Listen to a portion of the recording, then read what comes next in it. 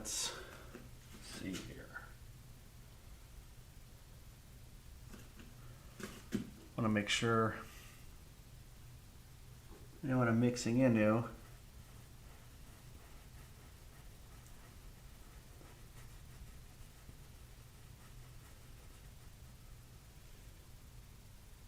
So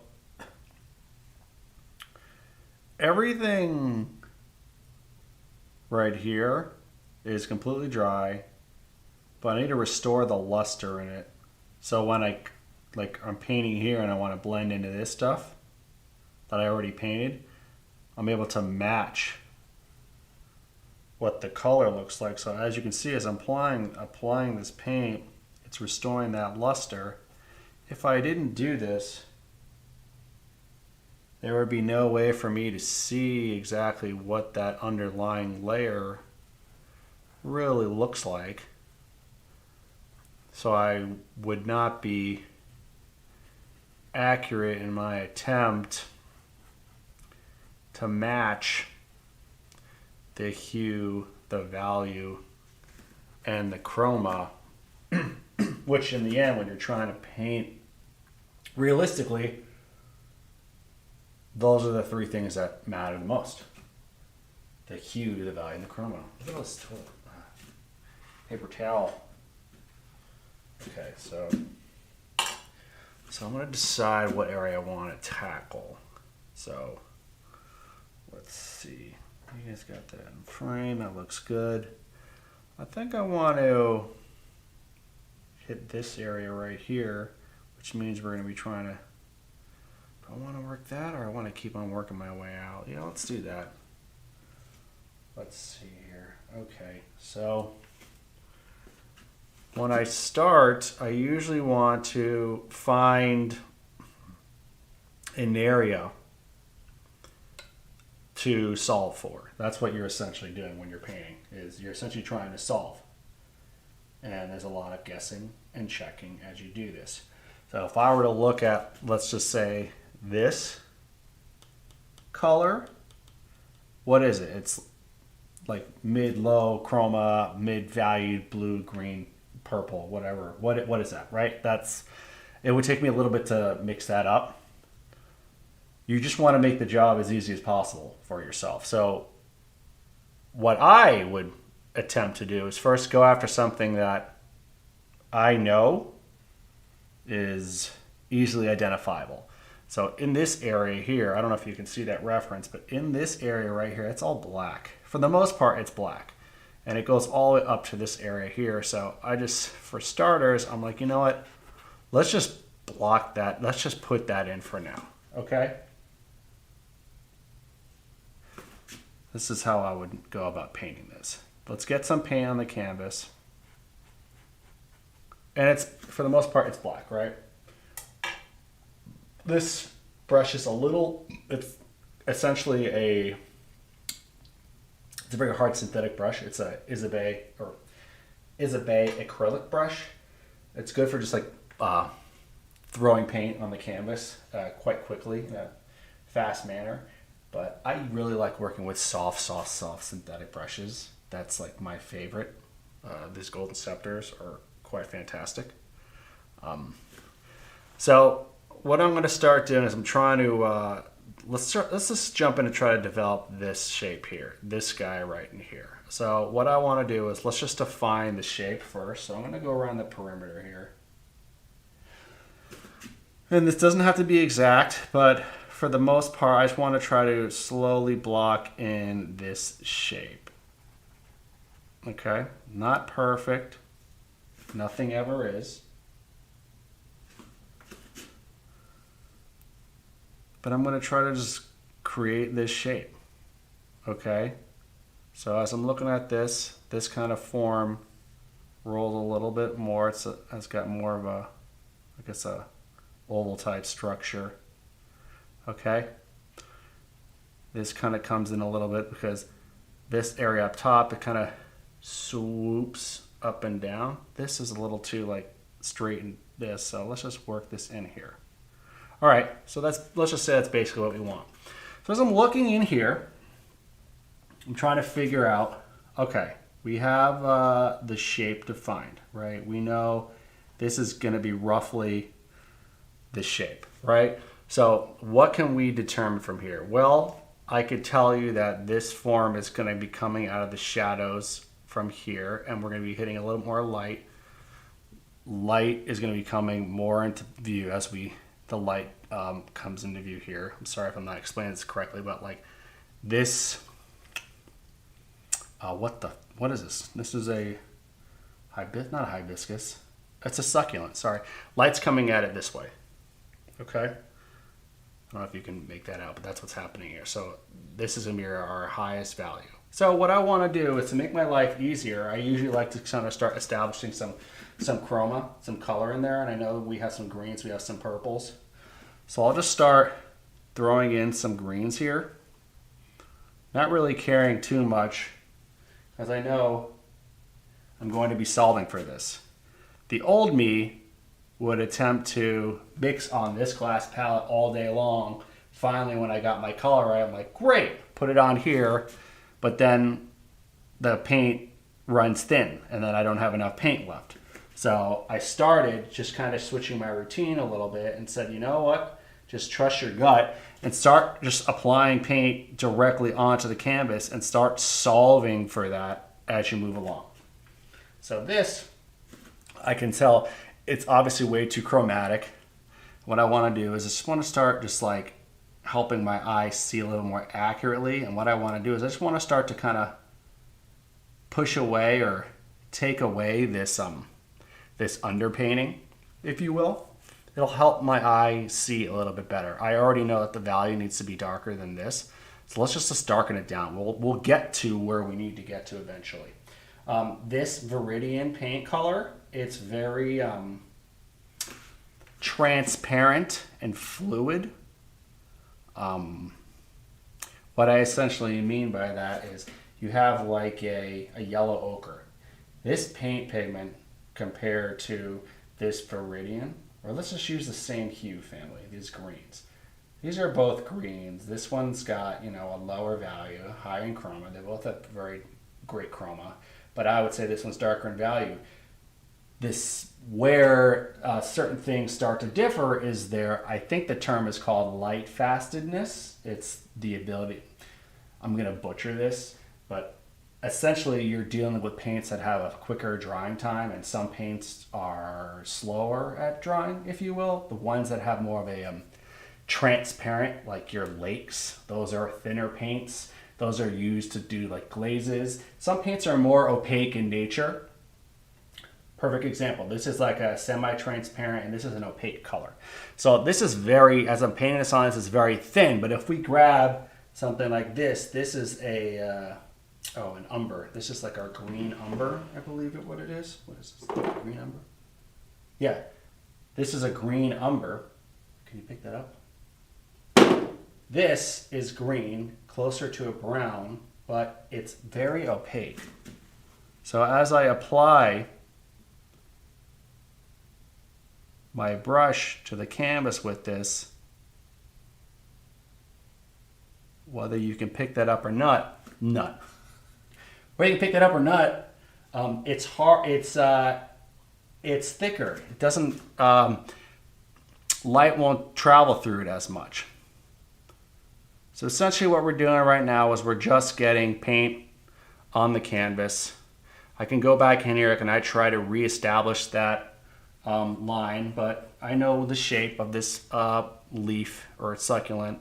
So what I want to do is I notice that there's a little more pink red in here. So what I can come in here and I can just touch a little bit of this alizarin crimson. Not much, but just see what this does. All right. Now obviously it feels a little dark and muddied, right? And that's okay. We'll get there.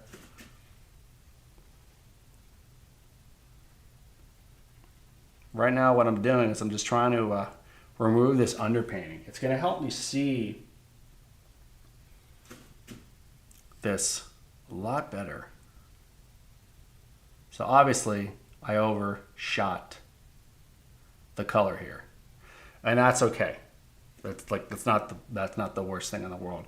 In fact, I'd rather have more chroma color saturation when I have more saturation. I'd rather have more color saturation in there.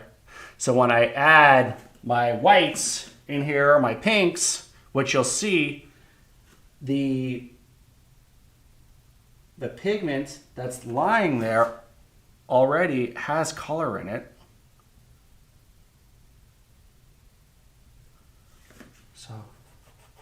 So when I add like a white and there's all this like underlaying chroma, it's gonna start to the colors go, the saturation will decrease because we had white in there, but we're increasing value.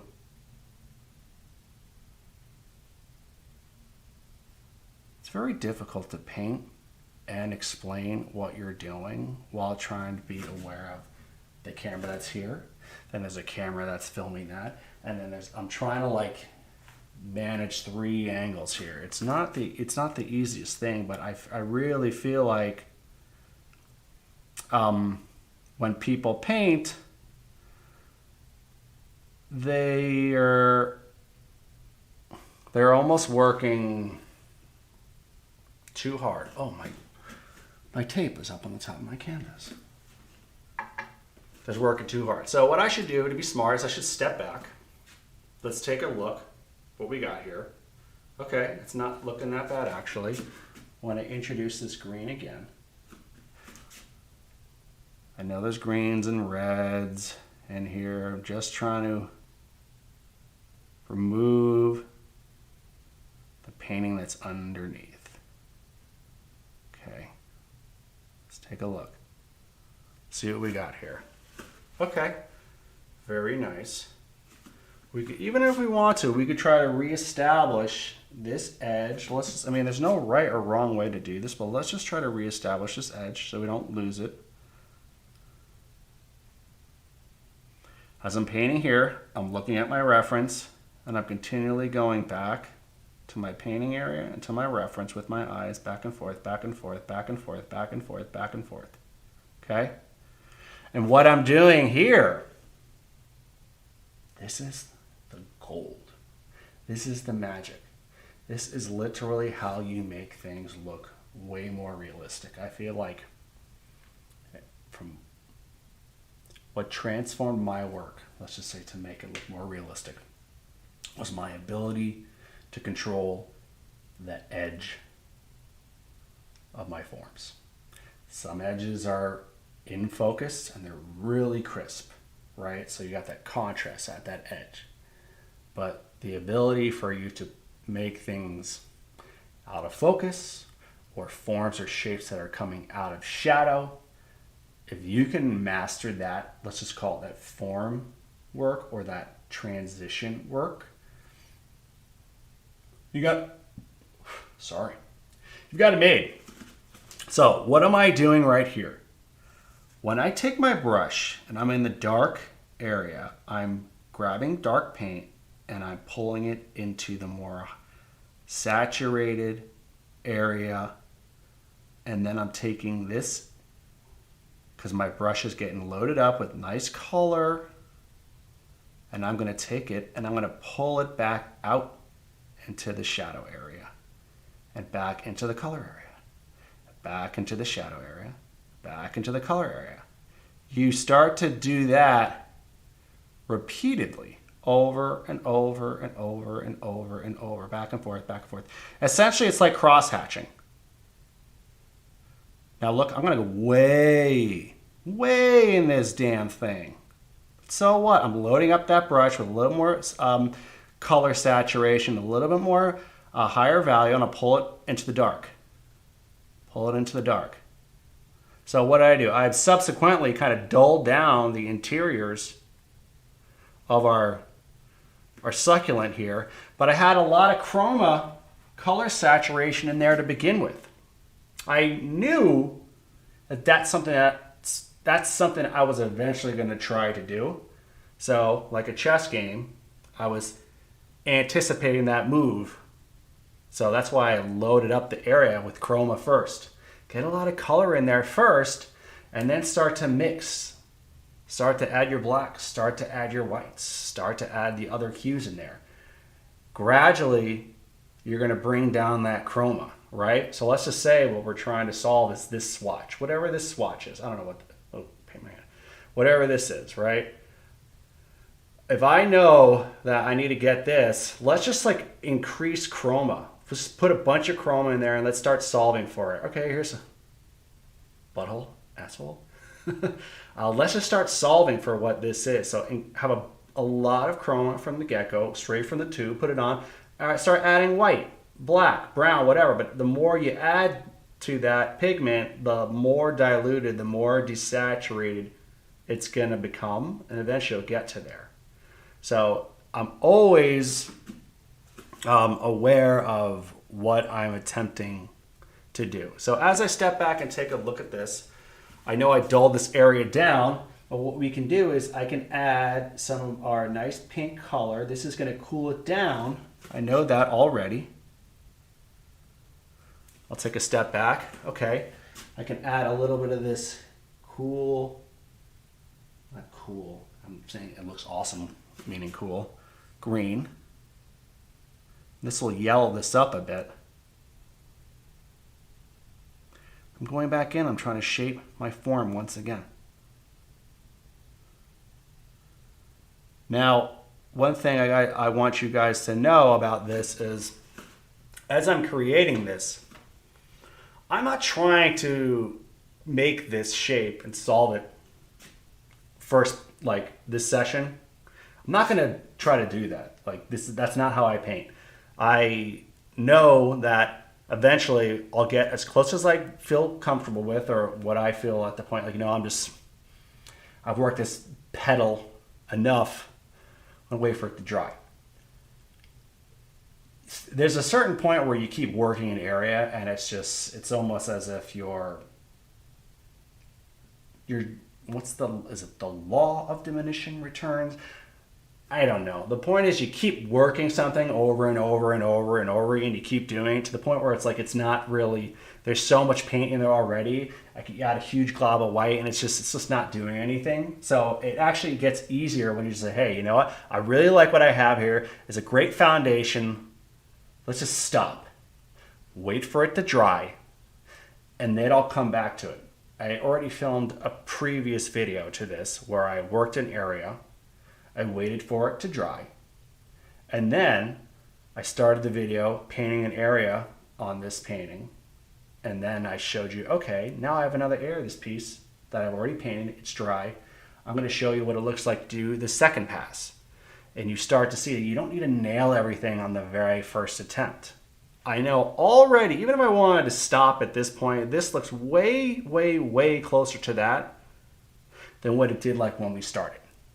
I like to take my time. In fact, you know, sometimes painting for me can be therapeutic, not always, but as I've adopted my practice of being, I guess, a little bit more freeing with my approach to painting, meaning I just like throw paint on there and try to solve for it on there. It's kind of like you're almost painting like more abstract in a way, and you have a lot of freedom, whereas opposed to being really mechanical. This. Okay, let's mix it up.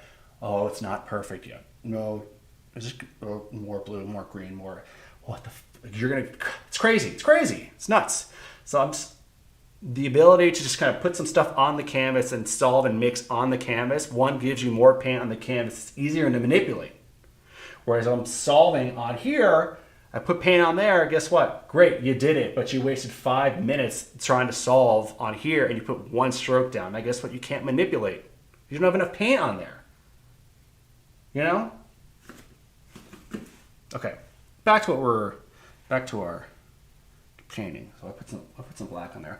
Okay, so why don't I just shut my damn mouth for a hot sec until I approach something that I feel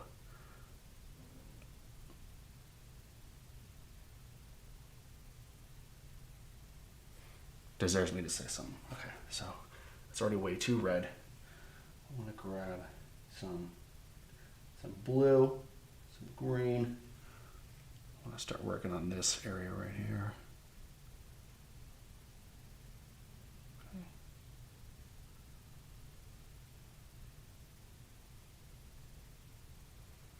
building the form a little bit more. Those two paints that I brought in, the Viridian and that, what's it called, green? Ultramarine blue. Those are two very transparent.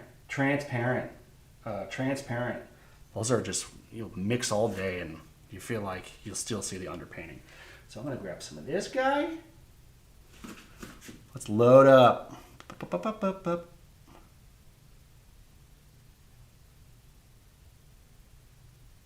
that looks cool.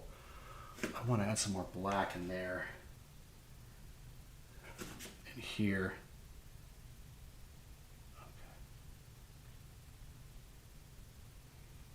Black, pull up here, pull down, pull up, pull down. Okay, step back. Let's see what this cad green does. Cad green's gonna increase chroma, increase value a bit because it's looking a little dark. I know there's a lot of green on here, but you mix it around.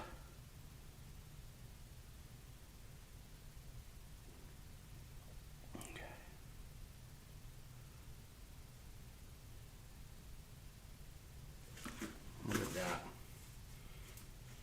So right in here, what I could do is be very meticulous and try to nail this.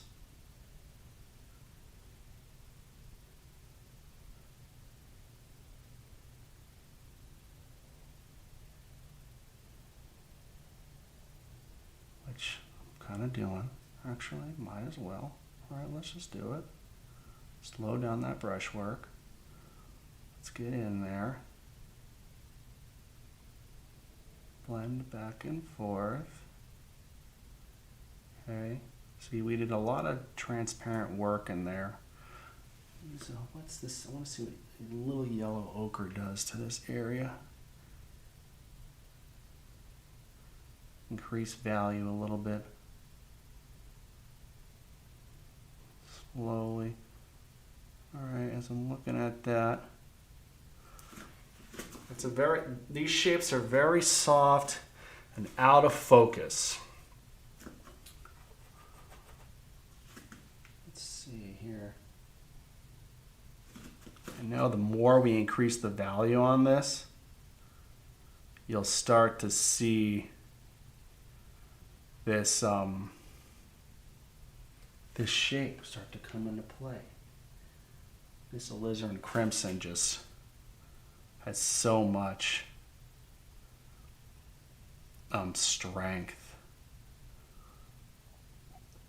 meaning it could like shift the whole thing. Actually, cadmium red, I put a drop of that in here, the whole thing just shifts like insane. Okay, so let's adopt some color on this rim here. Let's just put it right in. All right, got that.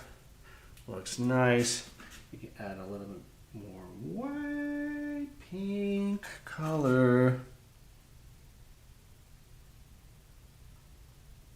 Look at that.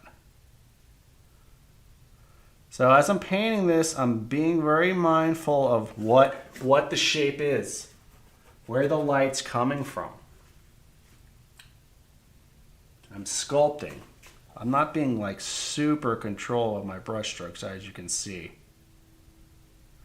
because this is not the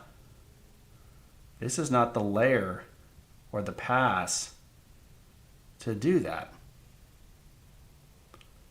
Added white.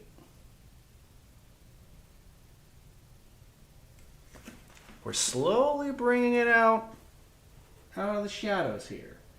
Add a little white. Let's put a little this Holbein color I told you guys about on one of those videos. It's so pretty.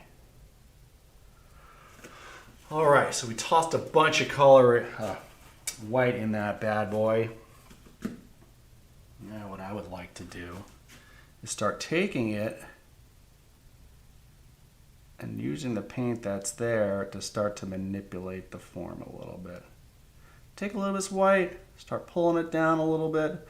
I know right here we're getting a little more value, a higher value in there. And as we fall deeper into those recesses, what happens is we get a little more color, chroma, right?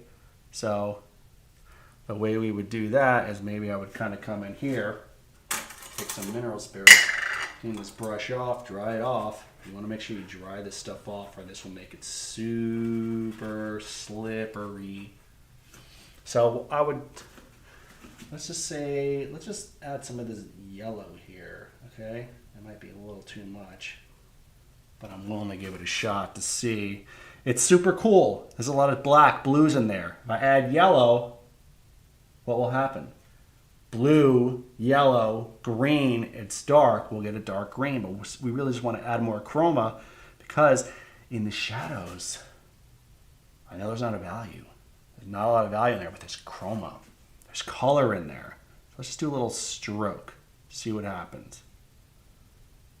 Yellow, yellow, yellow.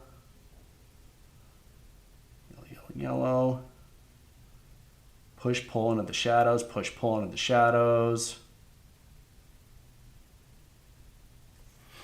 Okay. I think it actually needs to be darker, but that's okay. But I wanted to add a little bit of this umber, black, burnt umber. I'm going to pull in here. Like that. Push, pull with the black. Okay. Looks kind of nice. Let's see what's up here.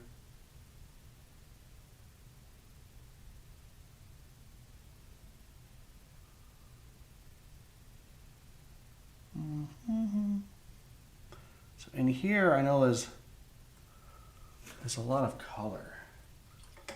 We've had some crimson in there. So I just put some crimson like that on the brush. Just lay it down in there like so. Right? And come back in with my black to reestablish the perimeter of this.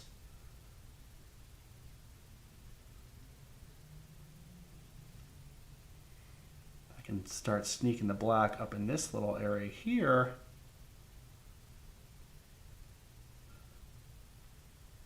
I'm going to start going into here to load my brush up with this higher value and come back in, start creating the form here. Okay. I'm essentially just doing these little teeny cross hatches. Now, I could argue, am I overworking this? Yeah, absolutely. Totally. You know, I'm doing it for the camera. I'm trying to kind of prove a point to show you that just taking your time with this, you can slowly get closer. Doesn't need to be perfect. All right, so let's take a look here. What do we got? So we've got a lot of white on this brush right here.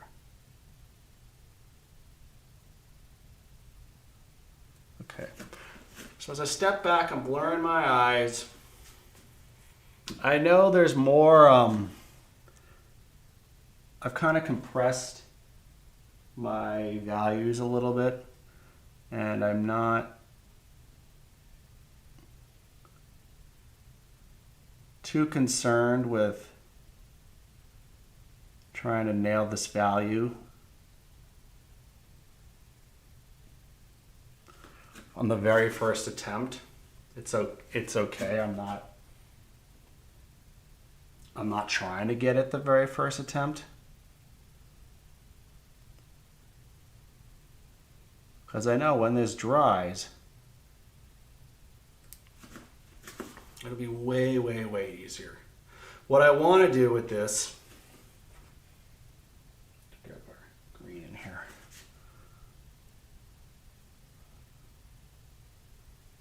Just fill this in here real quick.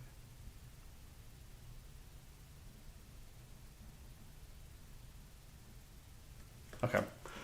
What I want to do is essentially get up to a place where the next time I start to paint this area, I've got a pretty good enclosed foundation to work upon. As I'm stepping back, I'm like, okay, I'm happy with this. I know this area right here, the value's a little higher. I could, if I want, I could, choose to get a little yellow ochre in there, pop it in, add a little more pink. It's white with a little bit of red in there, pop it in.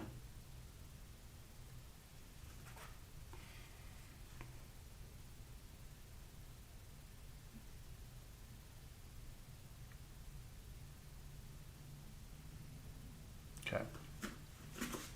Oh, I actually want to.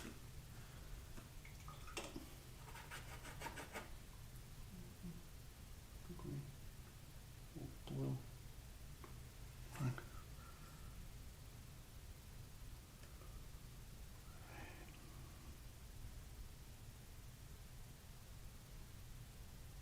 Okay. So now what do? Well, I like the shape right here. What I like to do now is come in here, use this beautiful makeup brush, blend it back and forth ever so gently.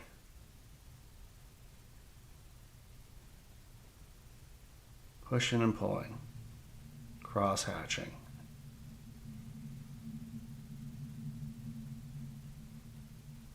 Bingo! There we go. Right? We're happy with this shape. Is it exact? No, it's not. I don't need it to be.